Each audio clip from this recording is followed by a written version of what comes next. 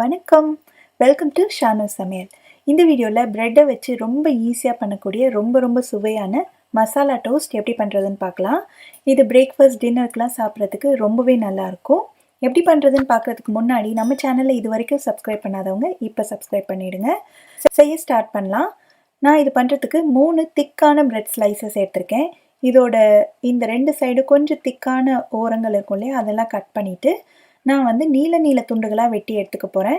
நீங்கள் அப்படியே வச்சுக்கிறதுனாலும் வச்சுக்கலாம், இல்லை க்ராஸாக ட்ரையாங்கிளாக கட் பண்ணுறதுனாலும் பண்ணிக்கலாம், இல்லை 4ஆக கட் பண்ணுறதுனாலும் கட் பண்ணிக்கலாம். அது உங்களுடைய சாய்ஸ் தான். நான் இந்த மாதிரி நீளமாக வெட்டி வச்சுருக்கேன். இதே மாதிரி நம்ம எடுத்து வச்சுருக்கிற ப்ரெட் எல்லாமே இந்த சைஸுக்கு நான் வெட்டி எடுத்து வச்சுருக்கேன். அடுத்து ஒரு பவுலில் 1/2 கப் கடலை மாவு, 1/2 டீஸ்பூன் மிளகாய்த்தூள், அப்புறம் கொஞ்சமாக ஒரு 1/4 டீஸ்பூனில் பாதி பெருங்காயத்தூள், அப்புறம் தேவையான அளவு உப்பு, ஒரு பெரிய சைஸ் வெங்காயத்தில் பாதியை நல்லா பொடியாக வெட்டி சேர்த்துக்கோங்க. அதே மாதிரி ஒரு சின்ன தக்காளி பழத்தை விதைகளை நீக்கிட்டு பொடியாக வெட்டி சேர்த்துக்கணும். 2 பச்சை மிளகாய், அப்புறம் கொஞ்சமாக கொத்தமல்லி இலை. இந்த கொத்தமல்லி இலை, பச்சை மிளகாய், வெங்காயம், தக்காளி எல்லாம் உங்களுக்கு எவ்வளோ பொடியாக வெட்ட முடியுமோ அவ்வளோ பொடியாக நறுக்கிக்கோங்க. ரொம்ப நல்லாயிருக்கும். இப்போ இதை ஃபுல்லாக நல்லா கலந்து விட்டாச்சு. அதுக்கப்புறம் கொஞ்சமாக தண்ணி சேர்த்து கட்டி இல்லாமல் ஒரு திக்கான மாவு பதத்துக்கு நல்லா கரைச்சிக்கணும். இன்னும் கொஞ்சம் தண்ணி சேர்த்து கொஞ்சமாக தண்ணி சேர்த்து கரைச்சிக்கோங்க. அப்போ தான் நம்மளுக்கு கரெக்டான பக்குவத்துக்கு மாவு கரைக்க முடியும். கொஞ்சம் மட்டும் சேர்த்து நல்லா கரைச்சி எடுத்துக்கலாம். நல்லா கலந்தாச்சு. கட்டி இல்லாமல் இருக்குது பாருங்கள். இப்போ மாவு ரெடியாக இருக்குது. நான் ஸ்டவ்வில் தோசைக்கல்லையும் சூடு பண்ணியிருக்கேன். இப்போ நம்ம கட் பண்ணி வச்சுருக்கிற ப்ரெட்லேருந்து ஒரு துண்டை எடுத்து இந்த மாவில் நல்லா முக்கி அந்த காயெல்லாம் அந்த ப்ரெட்டில் நல்லா ஒட்டிக்கணும். அந்த மாதிரி நம்ம இதை டிப் பண்ணி எடுத்து சூடாக இருக்கிற தோசைக்கல்லில் இப்படி ஒன்றா போட்டுடலாம். ஸ்டவ்வை மிதமான தீயிலே வச்சு இதை வேக விட்டு எடுக்கணும். இப்போ சுற்றி இதில் கொஞ்சம் எண்ணெய் ஊற்றிக்கலாம். ஒரு சைடு கொஞ்சம் நேரம் வேகட்டும். ஒரு சைடு வெந்துச்சு, திருப்பி போட்டுடலாம்.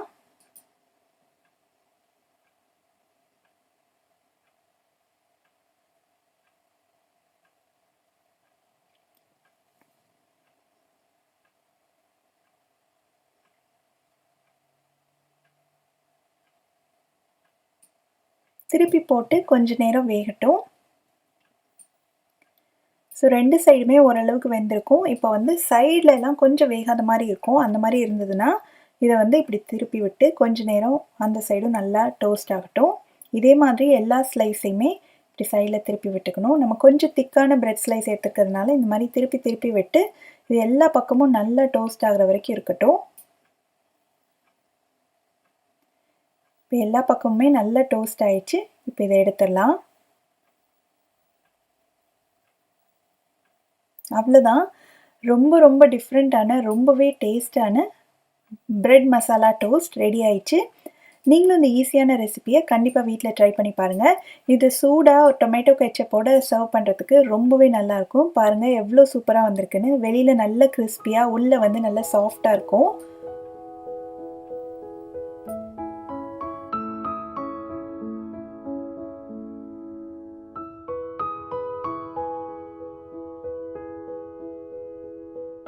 ரொம்பவே ஈஸியான பிரேக்ஃபாஸ்ட் ரெசிபி தான் பார்க்க போகிறோம். French toast. இப்போ நான் ஒரு முட்டை எடுத்துக்க போகிறேன். நான் இன்றைக்கி 3 ப்ரெட் ஸ்லைஸ் தான் செய்ய போகிறேன். அதனால் அதுக்கு ஒரு முட்டை போதும். இதை உடச்சி ஒரு அகலமான ஒரு பவுலில் சேர்த்துக்கோங்க. அப்போ தான் நம்ம ப்ரெட்டை டிப் பண்ணி போடுறதுக்கு ஈஸியாக இருக்கும். இது கூட 1 டேபிள் ஸ்பூன் சுகர், 1/4 டீஸ்பூன் பட்டைப்பொடி, அப்புறம் 1/4 டீஸ்பூன் வெனிலா எக்ஸ்ட்ராக்ட், 2 டேபிள் ஸ்பூன் அளவுக்கு காய்ச்சி ஆற வச்ச பால், அதுக்கப்புறம் கொஞ்சமாக ஒரு சிட்டிகை மட்டும் உப்பு சேர்த்துட்டு இதை நல்லா கலந்துக்கணும். இந்த பட்டைப்பொடியெலாம் கண்டிப்பாக சேர்த்துக்கோங்க. அது நல்ல ஒரு டிஃப்ரெண்ட்டான ஒரு ஃப்ளேவர் கொடுக்கும். டேஸ்ட்டு ரொம்ப நல்லாயிருக்கும். நல்லா இந்த மாதிரி பீட் பண்ணிக்கணும்.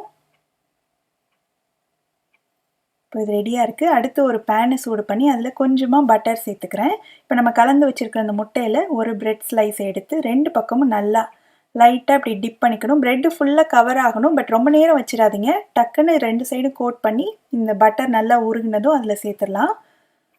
ஸ்டவ்வு கொஞ்சம் மிதமான தீயிலே வச்சு ஒரு நிமிஷம் பக்கம் இது இருக்கட்டும். ஒரு சைடு நல்லா வெந்திருக்கும். இப்போ திருப்பி போடலாம்.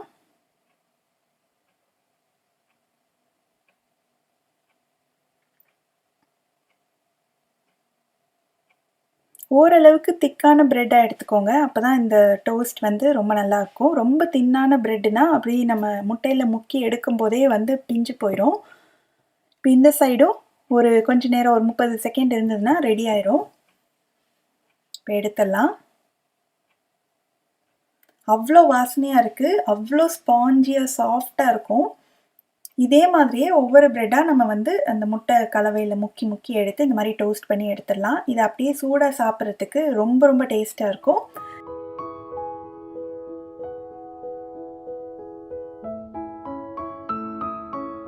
ரொம்ப ரொம்ப சுவையான பிரெட் சில்லி எப்படி பண்ணுறதுன்னு பார்க்க போகிறோம். இது பண்ணுறதுக்கு நான் 2 பெரிய பிரெட் ஸ்லைஸ் எடுத்திருக்கேன். நீங்கள் வந்து சின்ன சின்னதாக இருந்ததுன்னா 4 எடுத்துக்கோங்க.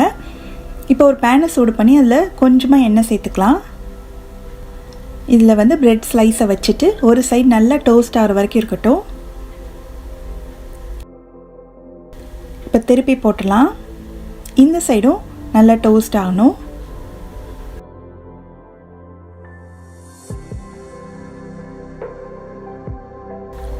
ரெண்டு பக்கமே நல்லா டோஸ்ட் ஆகிடுச்சு. இதை எடுத்துடலாம். இதே மாதிரியே இன்னொரு ப்ரெட்டையும் வந்து நம்ம டோஸ்ட் பண்ணி எடுத்துக்கணும். இந்த டோஸ்ட் பண்ண ப்ரெட் எல்லாமே வந்து நம்ம சின்ன சின்ன துண்டுகளாக வெட்டி வச்சுக்கலாம். அடுத்து ஒரு பேனில் 2 டீஸ்பூன் எண்ணெய் சூடு பண்ணிக்கலாம். இது கூடவே அரை டீஸ்பூன் பொடியாக நறுக்கின இஞ்சி, அதே அளவுக்கு பொடியாக நறுக்கின பூண்டு, இது ரெண்டையும் லேசாக வதக்கி விட்டுட்டு 2 டேபிள் ஸ்பூன் அளவுக்கு பொடியாக நறுக்கின வெங்காயம்,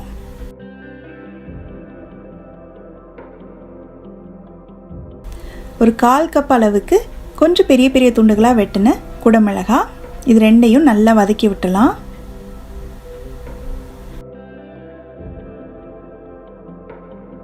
அடுத்து ஒரு சின்ன தக்காளியை பொடியாக வெட்டி சேர்த்துக்கிறேன். தக்காளியும் நல்லா வதங்குற வரைக்கும் இருக்கட்டும்.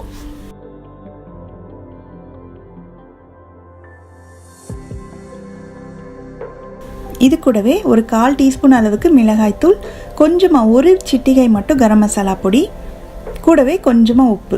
நம்ம சாஸ்லாம் சேர்க்க போகிறோம், அதுலேயும் உப்பு இருக்கும், ப்ரெட்லேயும் உப்பு இருக்கும். அதனால் உப்பு வந்து நம்ம சேர்த்து அந்த வெங்காயம் குடமிளகாய் இதுக்கெல்லாம் மட்டும் சேர்த்துக்கோங்க. அதனால் ரொம்ப கம்மியாக சேர்த்தா போதும். இது நல்லா கலந்து விட்டுலாம்.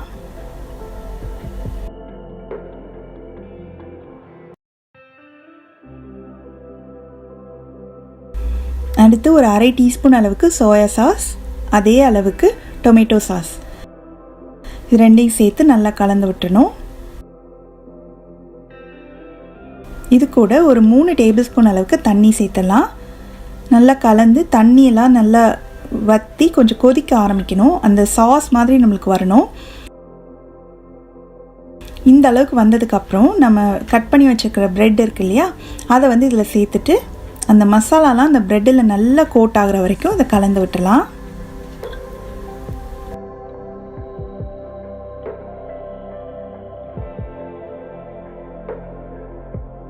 அவ்வளோதான். கடைசியில் கொஞ்சமாக பொடியாக நறுக்கின கொத்தமல்லி இலையை தூவிட்டு ஒரு தடவை கலந்து விட்டுட்டு ஸ்டவ் ஆஃப் பண்ணிடலாம். ரொம்ப ஈஸியான ரொம்ப ரொம்ப சுவையான பிரெட் சில்லி ரெடி ஆயிடுச்சு.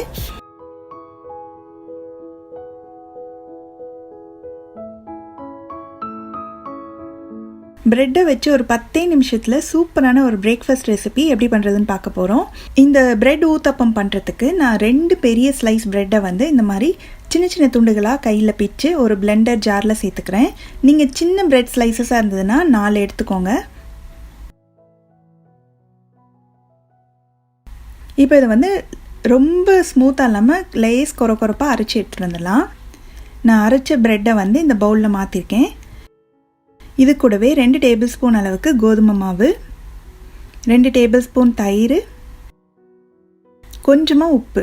ப்ரெட்டில் ஏற்கனவே உப்பு இருக்கும், அதனால உப்பு வந்து கொஞ்சம் கம்மியாக சேர்த்துக்கோங்க. இது கூட 3 டேபிள் ஸ்பூன் அளவுக்கு பொடியாக நறுக்கின வெங்காயம், அதே அளவு பொடியாக நறுக்கின கேப்சிகம், 1 டீஸ்பூன் பொடியாக நறுக்கின இஞ்சி, ஒரு 1/4 கப் அளவுக்கு நல்ல பொடியாக சாப் பண்ண கேரட். இது கூட 1 டீஸ்பூன் அளவுக்கு மிளகாய்த்தூள் சேர்க்குறேன். 1/4 டீஸ்பூன் கரம் மசாலா தூள், கொஞ்சமாக பொடியாக நறுக்குன கொத்தமல்லி இலை. இப்போது இது எல்லாத்தையும் நல்லா கலந்துக்கணும்.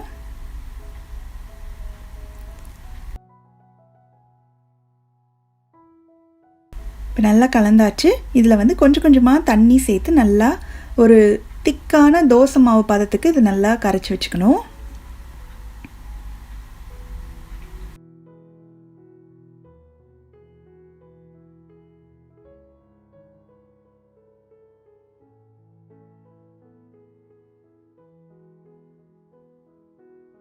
நிறைய தண்ணி சேர்த்துறாமல் கொஞ்சம் கொஞ்சமாக தண்ணி சேர்த்து இந்த அளவுக்கு மாவு வந்து ரொம்ப தோசை மாவு அளவுக்கு நீர்க்க இருக்கக்கூடாது, கொஞ்சம் திக்காக இருக்கணும். அப்போ தான் ஊற்றுறது கரெக்டாக இருக்கும். பார்த்திங்கன்னா இந்த மாதிரி இருக்குது, இது கரெக்டான பக்குவம். இப்போ தோசையை ஊற்றிடலாம். ஒரு பேனை சூடு பண்ணி அதில் நம்ம ஒரு கரண்டி மாவு எடுத்து ஊற்றிட்டு கொஞ்சம் திக்கான தோசையாக ஊற்றிக்க போகிறேன்.